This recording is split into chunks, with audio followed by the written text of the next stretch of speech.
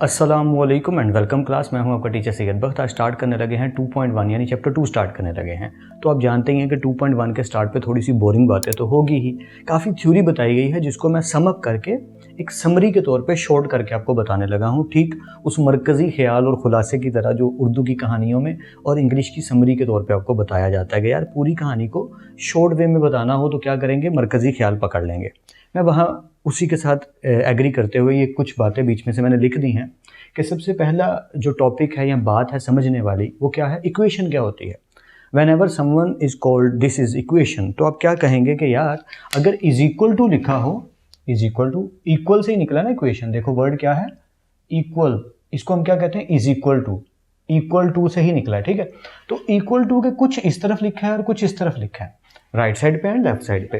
तो ऐसी कोई भी स्टेटमेंट जिसमें इज इक्वल टू का सिंबल आ जाए, कुछ इस तरफ लिखा और कुछ इस तरफ, कुछ भी something anything, x is equal to 9, 9x plus y is equal to 3 और समथिंग, इधर भी लिखा है 9x प्लस 2y, इधर भी लिखा है 3x प्लस 9y, कुछ भी लिखा है दो साइड पे और बीच में इज इक्वल टू का साइन है, तो उस चीज को क्या कहते हैं इक्वेशन। That's it. कभी भी कोई पूछे तो आपने कहना इज इक्वल टू का सिंबल जिस स्टेटमेंट में आ जाए तो उस स्टेटमेंट को कहते हैं इक्वेशन। अब इक्वेशन काफ़ी तरह की होती हैं, लेकिन अभी हम उतनी ही बातें करेंगे जितनी आपकी बुक में बताई गई हैं, ज़्यादा बाहर जाने से बचेंगे। तो मैं बात शुरू करूंगा लीनियर इक्वेशन से, ठीक है। स्टैंडर्ड फॉर्म पे बाद में आते हैं। लीनियर इक्वेशन क्या होती है, जैसे मैंने यहाँ पे लिख दिया highest power of variable is equal to 1। क्या मतलब है मेरी बात का, मैं आपको थोड़ी एग्जाम्पल देकर समझाता हूँ। देखिए अगर कहीं लिखा हो, गौर से समझिएगा इस बात को, 3x² प्लस वाई, या इधर कुछ और लिख लेते हैं 3x² plus 4x plus 6 is equal to 0। चलिए ये भी एक इक्वेशन है। कहीं लिखा है 3x plus 4 is equal to 0, ठीक है। एक जगह लिखा है 3 प्लस नहीं कुछ और वैल्यू लिख लेते हैं, 3 प्लस 1 इज इक्वल टू 0, ऐसे लिखा है। कुछ भी लिखा है, कुछ भी रफ सा मैंने बोल दिया बस। अब इन पूरी बातों की बात अगर आप मेरी बात को देखेंगे, मैं कहना क्या चाह रहा था, तो आपने ये देखना है इनमें वेरिएबल किसे कहते हैं। मैंने यहाँ पे दो बातें लिखी, वेरिएबल एंड कोफिशिएंट्स, ठीक है। वेरिएबल कहते हैं एक्स वाई जी जैसी वैल्यूज जब मैथ के अंदर आती हैं, x y z a b c, कुछ भी अल्फाबेटिकल चीज़ जब भी मैथमेटिक्स में आती है तो 99% उन्हें हम क्या कहते हैं, वो हैं वेरिएबल्स। वेरिएबल और कॉन्स्टेंट्स के बारे में आप पहले पढ़ चुके हैं बचपन में। What are variables, that can be able to change its value. अगर एक कोई ऐसा बॉक्स है जो अपनी वैल्यू को बदल सकता है तो उसे वेरिएबल कहते हैं। कांस्टेंट किसे कहते हैं, that can not be able to change its value, जो वैल्यू अपनी नहीं बदल सकता। ये बचपन में रट्टा लगाया था डेफिनेशन का, ये वही वेरिएबल है। तो फिर कोफिशिएंट्स क्या होते हैं, वेरिएबल के साथ भी तो कुछ लिखा होता है ना भाई। तो x² के साथ क्या लिखा है 3, तो इसे कहेंगे कोफिशिएंट। क्या कहेंगे, कोफिशिएंट। ये वर्ड्स अगर आपको पता हो तो मैथ्स में जब कोई बहुत ही हाई क्वालिटी की बातें गा रहा हो ना तो आप उसे पकड़ पाते हैं, वरना हम कहते हैं यार ये कोफिशिएंट्स क्या हैं, ये वेरिएबल्स क्या हैं, ये कांस्टेंट क्या बात हो रही है, हमें पता है भाई क्या बात हो रही है। अब बात करते हैं डेफिनेशन की, जो मैंने यहाँ लिखी कि अगर एक इक्वेशन में, लीनियर इक्वेशन किसे कहेंगे, हाईएस्ट पावर ऑफ वेरिएबल क्या हो 1 हो तो उसे क्या कहते हैं, लीनियर इक्वेशन कहते हैं। तो अब इसमें से खुद ही जस्टिफाई कीजिए कि इसमें से कौन सी इक्वेशन लीनियर इक्वेशन है, and you guess it right कि इस इक्वेशन को अगर मैं कहूँ तो ये मेरी क्या कहलाएगी, ये मेरी कहलाएगी लीनियर इक्वेशन। क्यों भाई, यहाँ x की जो पावर है, जिसकी पावर कुछ नहीं होती उसकी पावर क्या होती है 1, वो यहाँ पे 1 है। तो जब किसी इक्वेशन में वेरिएबल की पावर सबसे बड़ी जो हो वो 1 हो तो उसे हम कहते हैं ये क्या है, लीनियर इक्वेशन। कोई भी वेरिएबल x है या y है, डजेंट मैटर। अगर कहीं लिखा है y plus 6 is equal to 3 या लिखा है x plus 3 is equal to y, तो ये सारी इक्वेशंस क्या कहलाएंगी, ये लीनियर इक्वेशंस हैं, क्योंकि यहाँ वेरिएबल जो भी हैं उनकी मैक्सिमम पावर क्या है 1। आई होप सो ये बात आप समझ गए। फिर क्वाड्रेटिक इक्वेशन की बात करते हैं। तो क्वाड्रेटिक इक्वेशन उसे कहते हैं जहाँ x की पावर 1 हो ना हो उससे कोई लेना देना नहीं है।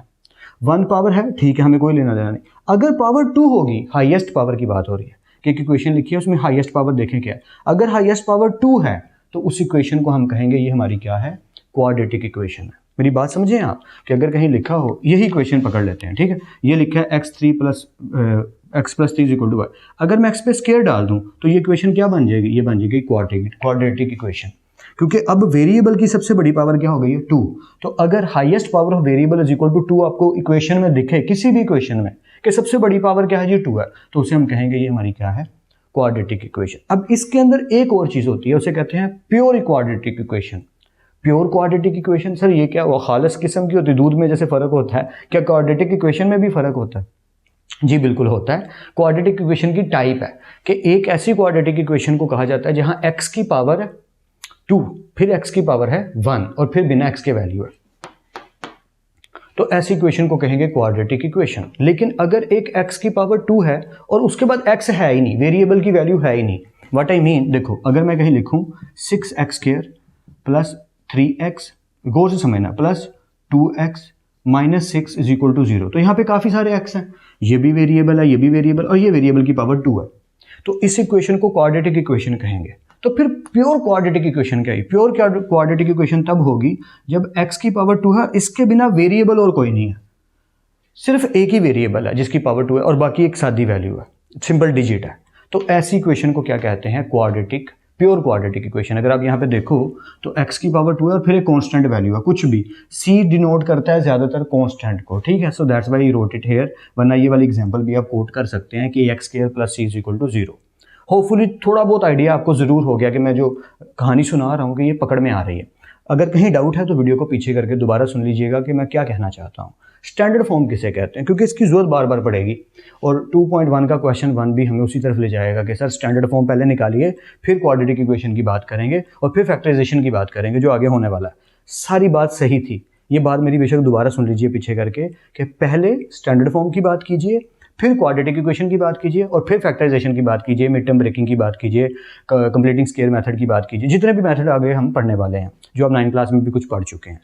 पर बात स्टैंडर्ड फॉर्म की क्या है? तो स्टैंडर्ड फॉर्म किसे कहते हैं? ये जो पहले हमने डिस्कस किया था इसे कहते हैं स्टैंडर्ड फॉर्म, जहां पर एक वैल्यू x² के साथ लिखी हो, मैं रेड को यूज़ करूंगा ताकि ये बात आपके माइंड में छप जाए, एक वैल्यू x² के साथ हो, ये 1 भी हो सकता है और कोई बड़ी वैल्यू भी हो सकती है, फिर एक ऑपरेटर आए प्लस या माइनस, कुछ भी हो सकता है, फिर x वाली एक वैल्यू हो, उसके साथ भी बेशक एक कोई कांस्टेंट वैल्यू आ जाए, फिर प्लस या माइनस आए और एक कांस्टेंट वैल्यू आए जिसको हम इक्वल टू 0 कहें, तो ऐसी शक्ल को, ऐसी इक्वेशन को कहते हैं क्वाड्रेटिक इक्वेशन के साथ साथ स्टैंडर्ड फॉर्म। क्या कहते हैं? स्टैंडर्ड फॉर्म, जहाँ में x² है, फिर x है, फिर बिना x की वैल्यू है और वो किसके इक्वल है? 0 के, तो इसे हम क्या कहेंगे? Standard form. जैसे कुछ एग्जांपल्स ले लेते हैं, वैसे अगर आप बुक सामने रखेंगे तो आपको काफ़ी ज़्यादा दिख ही जाएंगी।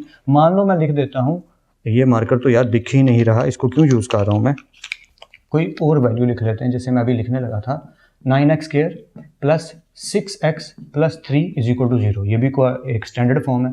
या मैं लिख दूँ 3x² प्लस, क्या लिखना चाहिए यहाँ पे, 2x plus 1 is equal to 0, ये भी ठीक है। या मैं लिख दूँ, अब मैं खुद से लिख रहा हूँ ये सारी चीज़ें, ठीक है, 9y² उसके बाद plus 6y plus 1 is equal to 0, ये भी ठीक है। ठीक है, आप समझ रहे होंगे मैं क्या कहना चाह रहा हूँ। इसका ऑपोजिट भी हो सकता है, 9y² minus 6y minus 1 is equal to 0, इसको बेशक ऐसे भी लिख दीजिए, प्लस 1 इज इक्वल टू 0। अब मैं ब्रेन में फैक्टराइजेशन भी साथ साथ थोड़ी बना रहा हूँ, इसलिए मैं थोड़ी एहतियात से इनको लिख रहा हूँ। अब ये सारी की सारी क्या है? स्टैंडर्ड फॉर्म्स हैं। क्या ये क्वाड्रेटिक इक्वेशंस नहीं है? क्वाड्रेटिक इक्वेशन भी है। सर क्या कह रहे हैं? हाँ, ऐसा ही होता है। क्वाड्रेटिक इक्वेशन की एक जो फॉर्म है उसका मतलब यही है कि x की सबसे बड़ी पावर क्या है या y की सबसे बड़ी पावर क्या है, वेरिएबल की सबसे बड़ी पावर क्या है, 2। और स्टैंडर्ड फॉर्म की डिमांड क्या है कि वेरिएबल की पावर 2 हो, फिर वेरिएबल की पावर 1 हो और फिर बिना पावर के एक वेरिएबल, बिना वेरिएबल के एक वैल्यू लिखी हो, वेरिएबल की पावर 2, वेरिएबल की पावर 1 और बिना वेरिएबल के वैल्यू और फिर इज इक्वल टू 0। ऐसी इक्वेशन को कहते हैं स्टैंडर्ड फॉर्म। तो ये तो इस शक्ल पे भी पूरा उतरता है कि क्वाड्रेटिक इक्वेशन कहा जाए, बिल्कुल ठीक है, पर प्योर क्वाड्रेटिक इक्वेशन नहीं कहा जाए, क्योंकि प्योर क्वाड्रेटिक इक्वेशन अगर होती तो 9y² माइनस 6y नहीं होता, 9y² plus 1 is equal to 0 होता। अब ये चीज़ क्या कहलाएगी? Pure quadratic equation. और ये चीज़ क्या कहलाएगी? ये कहलाएगी स्टैंडर्ड फॉर्म भी और ये कहलाएगी क्वाड्रेटिक इक्वेशन भी। तो हमने साइंटिस्ट की तरह और मूवी के डिटेक्टिव केस सॉल्वर्स की तरह बोर्ड को काफ़ी कचरा मचा के भर दिया, पर मकसद ये था कि हमें नॉलेज आ जाए और जब हम क्वेश्चन पे मूव करें तो हमें काफ़ी ज़्यादा समझ आ रही हो। तो मैं एक काम करता हूँ, इस लेक्चर को थोड़ा अलग कर देता हूँ, इसे लेक्चर 0 करार दे देंगे कि 2.1 का लेक्चर 0 जो था काफ़ी बोरिंग था यार, सर ने क्वेश्चन ही नहीं करवाया, ना ही मज़ा आया, बोरिंग लगा, पर मज़ा थोड़ा बहुत तो शायद आ गया होगा यार, सीखने को कुछ मिला, हाँ कुछ नॉलेज की बातें ज़रूर थी, ताकि हम नेक्स्ट लेक्चर में पूरे के पूरे क्वेश्चन को सॉल्व करें और अच्छे से समझ पाएँ। तो फिर मिलते हैं इस क्लास में, तब तक अपना और अपने घर वालों का बहुत ख्याल रखिएगा। खुदा आप सबको बेहद खुश रखे, बहुत कामयाब करे, खूब मेहनत करते रहिए लेकिन स्मार्ट वर्क के साथ। अल्लाह हाफिज़ क्लास।